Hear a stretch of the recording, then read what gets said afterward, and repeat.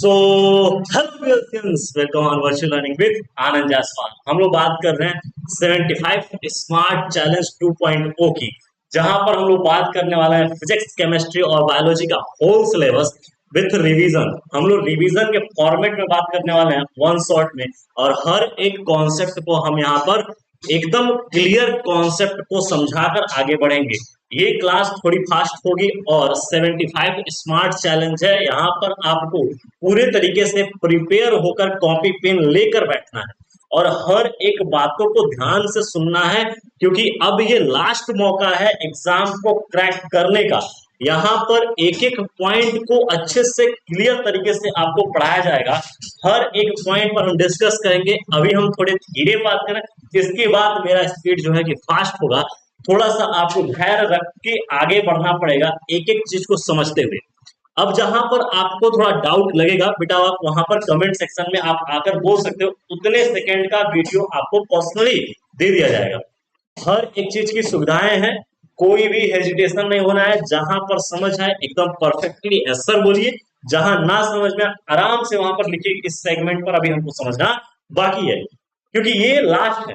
इस last theory concept को कराने के बाद हम पीवाईक्यू कराएंगे। वो सब आगे की प्रोसीजर है, क्या क्या करने वाला है। लेकिन सबसे पहली बात कि स्मार्ट चैलेंज स्मार्ट तरीके से पढ़ने हैं। ठीक है, तो हमारा जो नया चैप्टर आज हमारा स्टार्ट होने वाला है फिजिक्स का, उस फिजिक्स में हम सबसे पहला चैप्टर स्टार्ट किए हैं, जो है कि वैद्युत आवेश एवं क्षेत्र। जहां पर हम लोग आवेश एवं क्षेत्र के बारे में बात करेंगे, जो कि पार्ट है, यूनिट है स्थिर वैद्युतिकी की। अगर हम बात करें स्थिर वैद्युतिकी की यूनिट की हिस्सा है, जहां पर हम लोग इन चीजों को बात करेंगे, आवेश के बारे में बात करेंगे और आवेश से रिलेटेड वैद्युत क्षेत्र के बारे में बात करेंगे, जो कि एनसीईआरटी के चैप्टर में लिखा गया है, इलेक्ट्रिक चार्ज एंड फील्ड्स। ठीक ना, वैद्युत आवेश एवं क्षेत्र। अब रही बात की सिंपल सी बात की, अगर हम बात करें कि वैद्युत आवेश एवं क्षेत्र की, तो सबसे पहले अगर हम कह रहे हैं कि ये इलेक्ट्रोस्टैटिक्स की यूनिट है, तो हम इलेक्ट्रोस्टैटिक्स में अगर हम बात करें स्थिर वैद्युतिकी में क्या पढ़ना है, तो यहां पर कॉन्सेप्चुअल समझिएगा। इलेक्ट्रोस्टैटिक्स, इलेक्ट्रोस्टैटिक्स का मतलब होता है स्थिर वैद्युतिकी। क्या बात करते हैं हम लोग? स्थिर वैद्युतिकी। यहां पर आवेश का, यहां आवेश जो हम बोलेंगे, यहां पर इलेक्ट्रोस्टैटिक्स का मतलब होगा चार्ज एट रेस्ट। क्या बोलेंगे बेटा?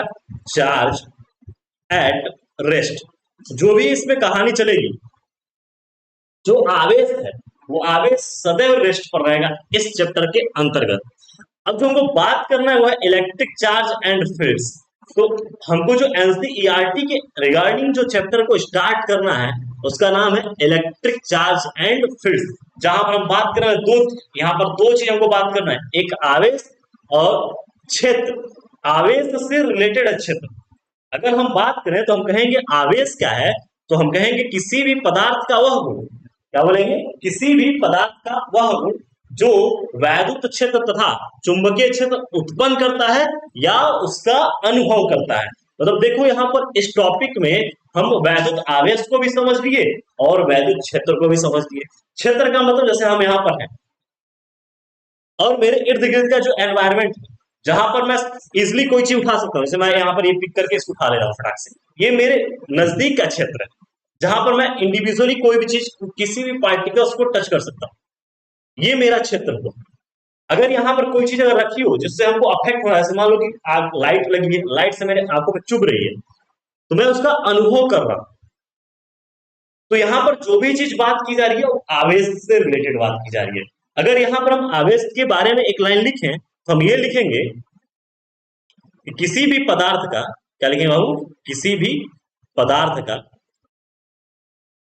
वह गुण, किसी भी पदार्थ का वह गुण जिससे कि पदार्थ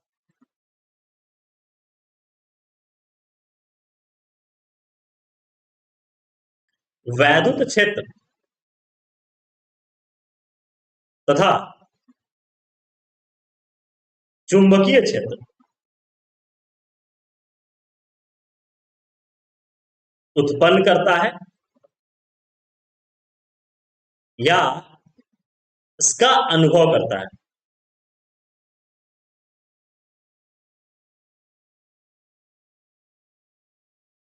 अगर हम बात करें कि हर एक इंडिविजुअल, हर एक पार्टिकल एक आवेश है, क्योंकि उसका कुछ ना कुछ क्षेत्र होगा या उसका कुछ ना कुछ प्रभाव डाला जाएगा या पड़ेगा या अनुभव करेगा, तो हम बोलेंगे उसको आवेश। तो किसी भी पदार्थ का आवेश एक ऐसा गुण है जिसके वजह से पदार्थ चुंबकीय क्षेत्र, वैद्युत क्षेत्र उत्पन्न करता है या इसका अनुभव करता है। नेक्स्ट हम लोग बात करें टाइप्स ऑफ चार्ज, आवेश कितने प्रकार के होंगे। तो बेटा ध्यान रखिएगा, आवेश मुख्यतः दो प्रकार के होते हैं, लेकिन यहां पर इन दोनों के बीच के हिस्से को न्यूट्रल कहते हैं। क्या कहते हैं? न्यूट्रल। एक बना पॉजिटिव और दूसरा हुआ निगेटिव, और इनके बीच के हिस्से को हम क्या बोलेंगे? न्यूट्रल। अगर हम पॉजिटिव की बात करें तो हम कहेंगे पॉजिटिव के केस में आपको याद रखना है कि number of proton is greater than number of electron. तो यहां पर जो चार्ज उत्पन्न होगा या जो चार्ज दिखेगा वो होगा धनावेशित। क्या होगा? धनावेशित।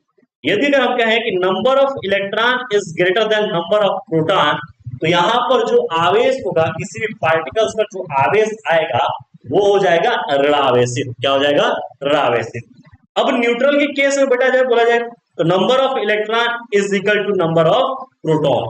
अगर इलेक्ट्रॉन की संख्या और प्रोटॉन की संख्या बराबर हो तो हम क्या बोलेंगे उसको? उदासीन। क्या बोलेंगे? उदासीन। लेकिन इन द केस अगर हम कहें कि ये न्यूट्रल में यम है, इसका मास द्रव्यमान m है, और पॉजिटिव में इसका द्रव्यमान m डैश हो जा रहा है, और निगेटिव में इसका द्रव्यमान m डबल डैश हो जा रहा है, तो अगर हम बात करें कि उदासीन के सापेक्ष पॉजिटिव में होने पर इसका द्रव्यमान m डैश जो हो रहा है, क्या वो न्यूट्रल के सापेक्ष अधिक है या कम है? तो हम बात करेंगे कि न्यूट्रल से कम होगा। लेकिन अगर निगेटिव की बात की जाए तो न्यूट्रल से क्या हो जाएगा? अधिक हो जाएगा। कोई दिक्कत नहीं है। ये क्वेश्चन बोर्ड में ऑप्शनल पूछा गया है, ध्यान रख के जाइएगा। है बहुत छोटी छोटी बातें लेकिन है मोटी मोटी बातें, ठीक ना? तो छोटी बातों को कभी छोड़ के जाना नहीं है, ठीक है। प्रॉपर्टीज ऑफ चार्ज देखिएगा, आवेशों के गुण। अगर हम बात करें कि आवेशों की गुण क्या है, तो हम बोलेंगे समान charge, like charge repair to each other. क्या लिखेंगे बाबू? Like charge repair to each other. देखिएगा ध्यान से, like charge repair to each other, मतलब कि समान आवेश यदि होंगे तो वो एक दूसरे को क्या करेंगे? प्रतिकर्षित करेंगे। देखो यहां पर ये समान आवेश है, और समान आवेश जहां भी होंगे एक दूसरे को क्या करेंगे? प्रतिकर्षित करेंगे। लेकिन यहां पर हम कहें दूसरी प्रॉपर्टीज में इसकी बात करें, मुख्य प्रॉपर्टीज में, तो इनकी मुख्य गुण अगर हम कहेंगे अनलाइक चार्ज, क्या बोलेंगे? Unlike charge. तो हम कहेंगे unlike charge attract to each other. क्या बोलेंगे? Attract to each other. Unlike charge क्या हो जाएगा? अट्रैक्ट करेगा, आकर्षित करेगा एक दूसरे को। सपोज कि हम बात करें यहां पर कि एक पॉजिटिव है और दूसरा क्या हो जाएगा? निगेटिव, तो ये एक दूसरे को क्या करेंगे? आकर्षित करेंगे। क्या करेंगे? आकर्षित करेंगे। जबकि समान आवेश होगा एक दूसरे को प्रतिकर्षित करते हैं। तीसरा फीचर्स इसके बारे में हम बात करें तो आवेश स्थानांतरणीय है। क्या है? आवेश स्थानांतरणीय है, मतलब कि एक स्थान से मान लो यहां पर हीट कर रहे हैं तो कुछ समय बाद हमको यहां पर महसूस होगा, तो आवेश क्या है? स्थानांतरणीय है, ठीक है। मतलब एक वस्तु से दूसरे वस्तु पर भी हम इसको शिफ्ट कर सकते हैं। तीसरा, चौथा बात कि आवेश सदैव द्रव्यमान से बद्ध रहता है। आवेश सदैव द्रव्यमान से बद्ध रहेगा, मतलब कि जहां द्रव्यमान नहीं होगा वहां पर आवेश नहीं रहेगा, बद्ध रहेगा, है ना। जिन बच्चों को केवल प्रीवियस ईयर क्वेश्चंस देखने हैं और प्रीवियस ईयर क्वेश्चन के साथ साथ कुछ और कॉन्सेप्ट देखने हैं तो 75 स्मार्ट चैलेंज देख सकते हैं। ये 75 स्मार्ट चैलेंज 2.0 है, जहां पर हम थ्योरी के साथ साथ हर एक क्वेश्चन पे नजर डालेंगे, और यहाँ पर कॉन्सेप्चुअल चीज जिसको जो बच्चा ये सब पढ़ चुका है वो शिफ्ट करना चाहता है, केवल वो क्वेश्चंस देखना चाहता है, तो बेटा कराया गया सारे क्वेश्चंस आप चैनल पे विजिट करिए, 75 स्मार्ट चैलेंज की तरफ जाइए। ठीक है, ये 2.0 है।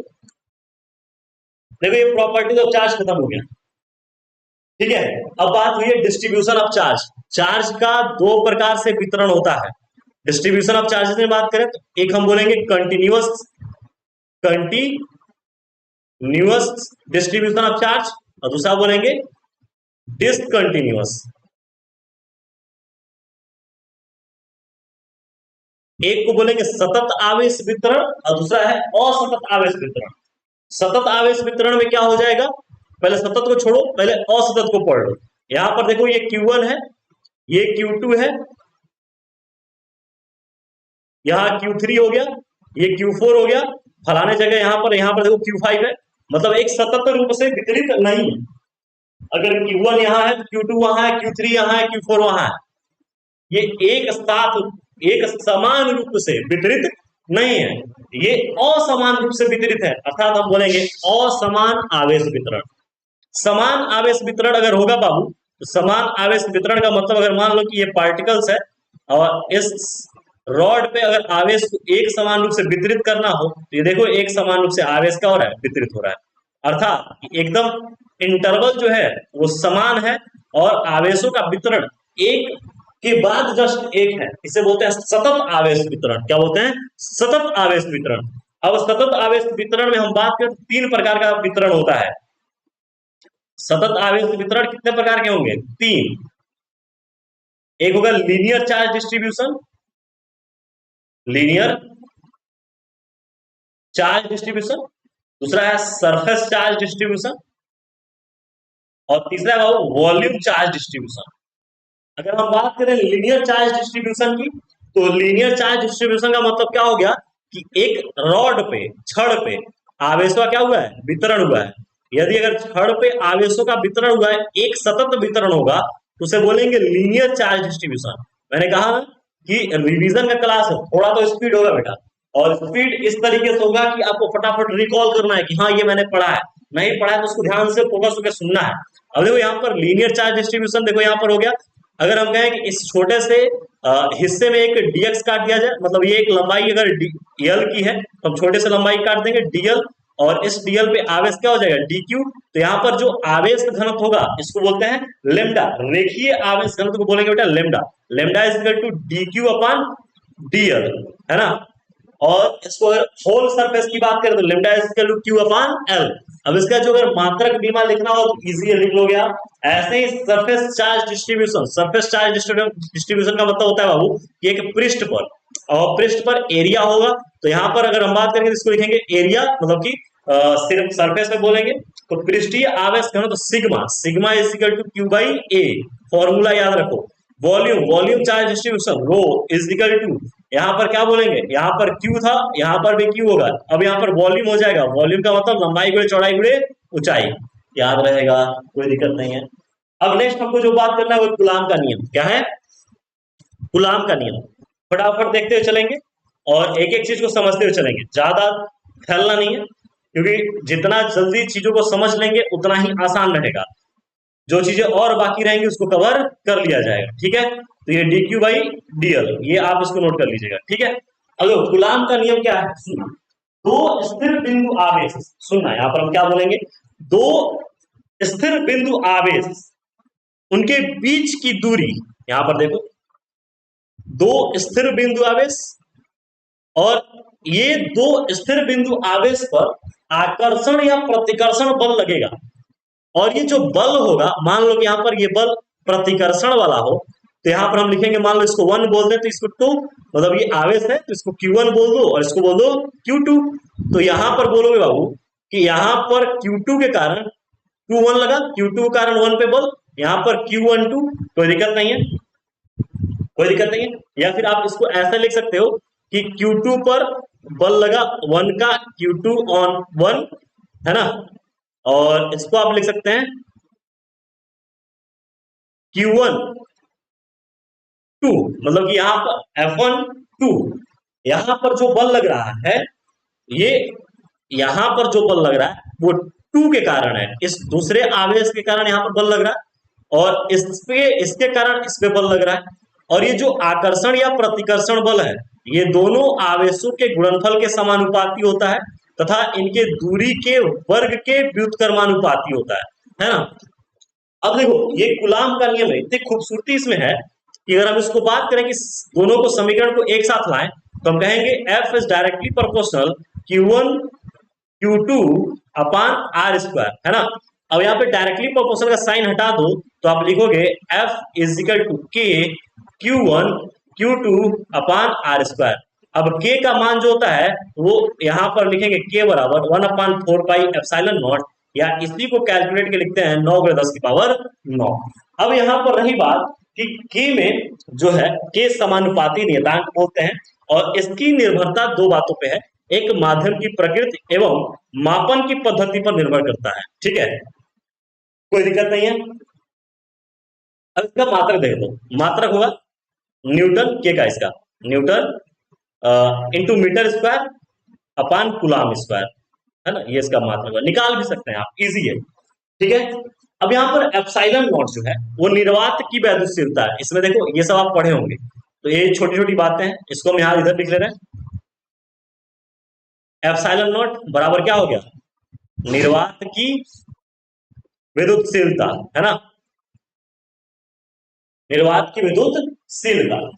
अगर जब निर्वात की विद्युतशीलता की बात करते हैं तो यहाँ पर देखिएगा कि इसका मान होता है 8.854 × 10⁻⁻12। अब इसका मात्रक होगा coulomb square upon newton metre square, है ना। बीमा इसकी देख लेना बाबू, बीमा देख के जाना, बीमा इसकी जो निकल के आएगी 1342, हम इसको हमेशा लिखते हैं m-1 l-3 और t⁴ a⁴2, 1342, क्या बोलते हैं इसको 1342, तो याद करके आना इसका एप्सिलॉन का बीमा, ठीक है, कोई दिक्कत नहीं, आप समझ में आ रही बात है, एकदम फटाफट समझिएगा। देखो यहाँ पर एक और टॉपिक हम पढ़ लेंगे, उसके बाद कूलाम का सदिश रूप लगा लेंगे हेडिंग, ठीक है। एक और टॉपिक है छोटा सा परावैद्युतांक, तो हम छोटा सा इधर कोने में लिख दे रहे हैं परावैद्युतांक, परावैद्युतांक। देखो परावैद्युतांक को हम के से लिख लेंगे, कोई दिक्कत नहीं है, या फिर एप्सिलॉन आर लिख लेना, क्या लिख लेना, एप्सिलॉन आर, के वहां पर यूज कर लियो तो एप्सिलॉन आर लिख लो। अब बात जब आती है कि जो हमारी जो परावैद्युतांक है कैसे लिखेंगे, तो हम बोलते हैं कि निर्वात में लगने वाला बल एफ एयर बटे एफ मीडियम, है ना। मान लो कोई वस्तु है और वो दो वस्तु एक दूसरे के में जो आकर्षण या प्रतिकर्षण जब लग रहा है तो निर्वात में रखा गया है, पुनः उसको उठा के पानी में डुबो दिया गया, तो उसके बीच में एक मीडियम आ गया, तो यहां पर जो अब वहां पानी का परावैद्युतांक निकालना हो तो हम क्या करेंगे, जो एयर में लगने वाला बल है जो वो बल लग रहा था, और हम निर्वात निर्वात में लगने वाला बल और जो माध्यम में लगने वाला बल उसका अनुपात कर लेंगे तो परावैद्युतांक निकल के आ जाएगा।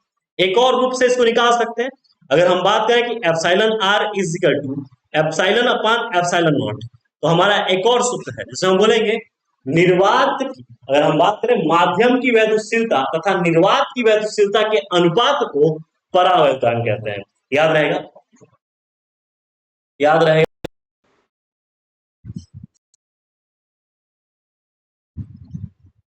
ठीक है, तो यहां पर हम बात करें कि इस फॉर्मूले से आप बोल सकते हो कि माध्यम की, ये एप्सिलॉन क्या है, माध्यम का वैद्युतशीलता, और एप्सिलॉन नॉट क्या हो गया, निर्वात की वैद्युतशीलता के अनुपात को परावैद्युतांक कहते हैं, कोई दिक्कत नहीं, समझ में आ रही बात, ठीक है। तो ये बातें यहां पर हो गई क्लियर। अब जो है हमारा एक छोटा सा टॉपिक है, इसका नाम है कूलाम का सदिश रूप। देखो कूलाम का सदिश रूप क्या है कि एक डायरेक्शन पर डिपेंडेंट है, अर्थात हम बात करें कि अगर ये एक्स वाई के बीच में अगर हम दो आवेशों को लेकर चलें, ये देखो एक आवेश को मान लो Q1 मान लेते हैं और इसको मान लिया जाए Q2, तो यहां से इस बिंदु से निर्देशांक बिंदु से इसकी दूरी R1 है और इसकी दूरी क्या हो जाएगी R2, है ना, कोई दिक्कत नहीं है। इन दोनों को एक लाइन ज्वाइनिंग कर दिया जाए, और लाइन ज्वाइनिंग करने के बाद R इज इक्वल टू, अगर मान लो कि यहां से लेकर हम यहां चल रहे हैं, इस पे चल रहे हैं, तो final minus initial R2 minus R1, है ना, और ये हो जाएगा R21, इसको क्या लिखेंगे R21। अगर मान लो अगर हम कहें कि अगर हमको कूलाम के नियम का सदिश रूप लिखना है तो सदिश रूप में हम उपयोग करते हैं वो फॉर्मूला मेरा बनता है F=1/4 पाई एप्सिलॉन नॉट, कोई दिक्कत नहीं है। Q1 Q2 upon R square था ही, और यहां पर क्या हो जाएगा कि आर कैप। अब जैसे ही आर कैप लगा दिए, ये हमारा हो गया सदिश रूप। क्या हो जाएगा? सदिश रूप। अगर हम यहां से यहां चल रहे हैं तो हो जाएगा R21। क्या हो जाएगा? R21। तो यहां पर भी लिख देंगे R21 का स्क्वायर। अब R21 कैप को लिखते हैं R21 वेक्टर अपान, जैसे आर कैप लिखा हो तो R vector upon mod of R, अब वहां से रख के तो आर क्यूब हो जाएगा। तो ये चीज आप किए होंगे कूलाम का सदिश रूप, इस पे कोई लोड नहीं लेना है, ठीक है। अब बात करते हैं अध्यारोपण का सिद्धांत। तो अध्यारोपण का सिद्धांत क्या है समझिएगा। अगर एक आवेश है, सपोज दैट कि मैं एक आवेश हूं और आप सभी का सदिशीय बल मेरे ऊपर लग रहा है, तो उन सदिशीय गुलाम के सदिशीय बल के योग को हमारे ऊपर जितना बल लग रहा है उस सारे बलों का योग किया जाए सदिशीय रूप में, या हम बोले कि गुलाम बल उसको बोला जाए, गुलाम बल के सदिशीय योग को हम बोलते हैं उस आवेश पर लगने वाला बल अर्थात नेट फोर्स, और ये सिद्धांत ही कहलाता है अध्यारोपण का सिद्धांत। इसे क्या बोलेंगे? अध्यारोपण का सिद्धांत। समझिएगा, जैसे मान लो कि एक आवेश है और इस आवेश को हम क्यू से लिख रहे हैं, बड़का क्यू, है ना।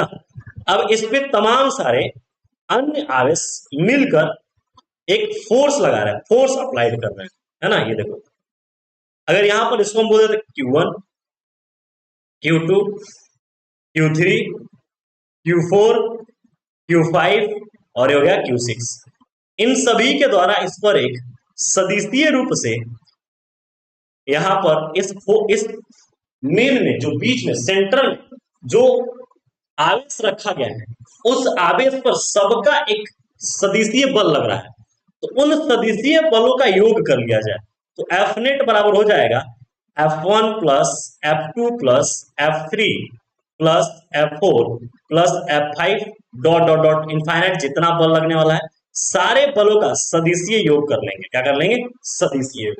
अच्छा, ये जो बल है ये कूलाम बल है, तो कूलाम बल का सदिशीय योग कर लेंगे। तो कूलाम बल का सदिशीय योग करेंगे बाबू, ये हो जाएगा, यहां पर लिखेंगे F नेट, और एक के लिए मान लो F1 के लिए यदि हम लिखना चाहते हैं तो F1 के लिए क्या लिखेंगे?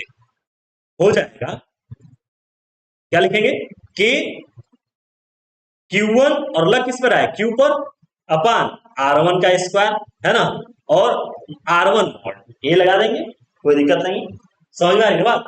तो सेम यहां पर ऐसे ही एफ नेट लगाएंगे और सभी बलों का समेशन करेंगे, और के को मान लो हम कॉमन ले रहे हैं तो ये समेशन हो गया, और यहां पर नंबर्स जितने होंगे वो ले लेना, और आई बराबर 1 हम कर ले रहे हैं, ठीक है।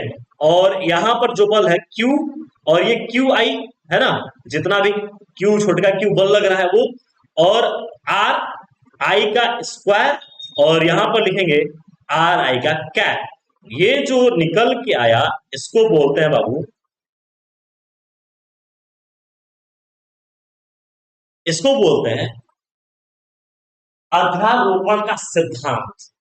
और ये फॉर्मूला ये बताता है कि एक आवेश पर तमाम सारे आवेशों के द्वारा बल लगाया जाएगा, और वो बल एक दूसरे के द्वारा ऐसा नहीं होगा कि कम प्रभाव पड़ेगा पूरा प्रभाव, है।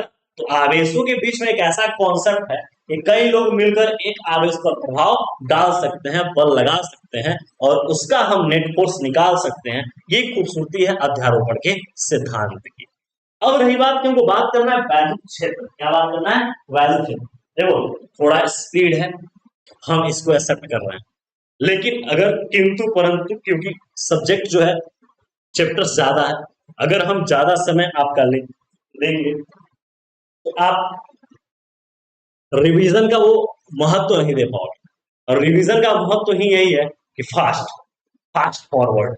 आप फास्ट फॉरवर्ड करोगे बेटा, उससे पहले हम खुद फास्ट फॉरवर्ड है, ठीक है। आप उसमें 1 2 3 डेढ़ 5 नहीं कर सकते, करोगे तो ये होगा, है ना, आवाज पूरा एकदम आवाज सुनाई नहीं देगा, ठीक है। तो आप यही सुनिएगा ऐसे ही करके। अब अगर हम बात करें वैद्युत क्षेत्र, तो हम कहेंगे कि किसी भी आवेश के चारों ओर का वह क्षेत्र किसी भी आवेश के चारों ओर का वह क्षेत्र जहां पर कोई अन्य आवेश उसके बल का या उसके क्षेत्र का अनुभव करता है, वैद्युत क्षेत्र कहलाता है। मान लो कि सपोज दैट इस आवेश का ये क्षेत्र है ना। अब इस क्षेत्र में एक टेस्ट चार्ज आ गया क्यू नॉट, इसको हम बोलेंगे परीक्षण आवेश। क्या बोलेंगे? परीक्षण आवेश। अब ये परीक्षण आवेश, हम जानते हैं परीक्षण आवेश का नेचर होता है धनात्मक। कैसा होता है? धनात्मक। अब ये मान लो कि यहाँ पर जो सेंटर में जो चार्ज है ये भी धनात्मक होता सपोज दैट, तो इसके क्षेत्र के वजह से उस पर लात पड़ती धड़ाम से, और वो क्या हो जाता? दूर की तरफ प्रतिकर्षित होता। तो उसके क्षेत्र में आने पर क्या उसको प्रभाव पड़ा? तो हम कहेंगे किसी भी आवेश के चारों ओर का वह क्षेत्र जहां पर किसी अन्य आवेश को, है ना, जहां पर कोई अन्य आवेश उसके बल का अनुभव करता है, हम क्या बोलेंगे? उसको वैद्युत क्षेत्र बोलेंगे। क्या बोलेंगे? वैद्युत क्षेत्र। यहाँ पर परीक्षण आवेश ने इस आवेश के बल का अनुभव किया, इस आवेश के बल का अनुभव किया।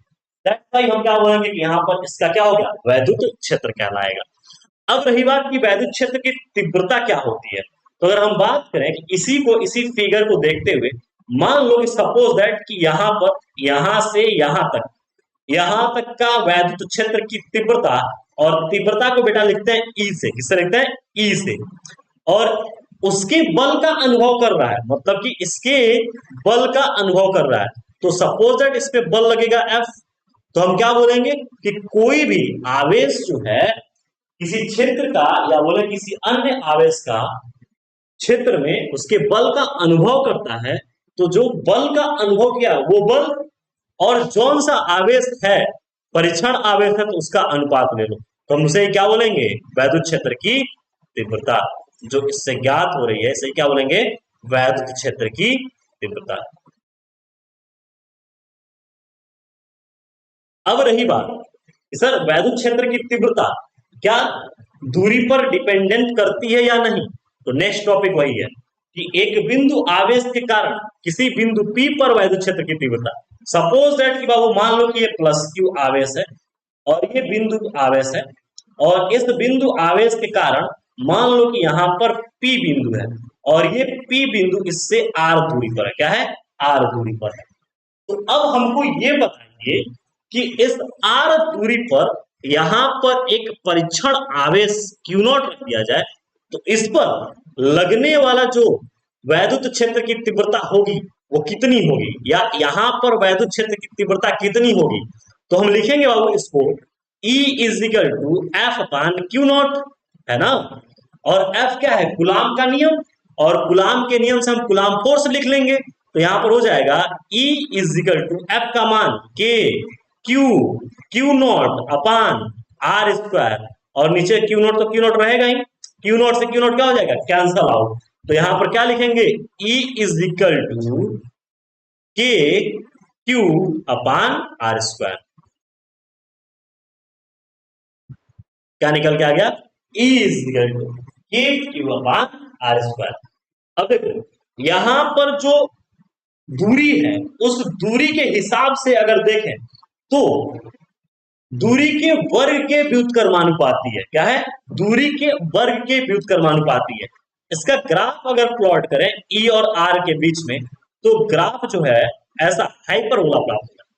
लेकिन अगर यहां पर बात करें कि इस वैद्युत क्षेत्र की तीव्रता की मात्रक क्या होगा, तो मात्रक आप लिख सकते हो न्यूटन पर कूलाम। क्या लिख सकते हो? न्यूटन पर कूलाम। और बीमा क्या हो जाएगा? एम एल टी की पावर -3 ए की पावर -1। तो इसको निकाल भी सकते हो आप, कोई दिक्कत नहीं है। ठीक है, तो बेसिकली एक एक चीज समझ सकते हैं। अब यहां से E is equal to K Q upon R square निकल गया। लेकिन अगर हम एक क्वेश्चन प्यारा सा करें कि आप ये बताओ कि ये देखो यहां पर एक आवेश Q रखा गया है, यहां पर आवेश एक Q रखा गया है। अच्छा, इसको Q1 बोल दें और इसको Q2 बोल दें। यहां पर वैद्युत क्षेत्र की तीव्रता E1 है और यहां पर E2 है। तो आप ये बताओ कि दोनों ही केसों में वैद्युत क्षेत्र की तीव्रताओं का ज्यादा अनुभव कौन सा आवेश करेगा? सही बोल रहे हो आप। फिर से बोलो। सर जहां पर घनत्व ज्यादा है, अर्थात हम बोले कि जहां पर लाइन ज्यादा है वहां पर वायु क्षेत्र की तीव्रता ज्यादा होगी। That's why E1 is greater than EB। शानदार, कोई दिक्कत नहीं है, ऐसे पढ़ लो एक एक चीज, उड़ गया सब समझ में, है ना। ठीक है, एक समझ में आ गया बिंदु आवेश के कारण किसी बिंदु P पर वैद्युत क्षेत्र की तीव्रता। नेक्स्ट हमको देखना है इलेक्ट्रिक फील्ड लाइंस। ठीक है,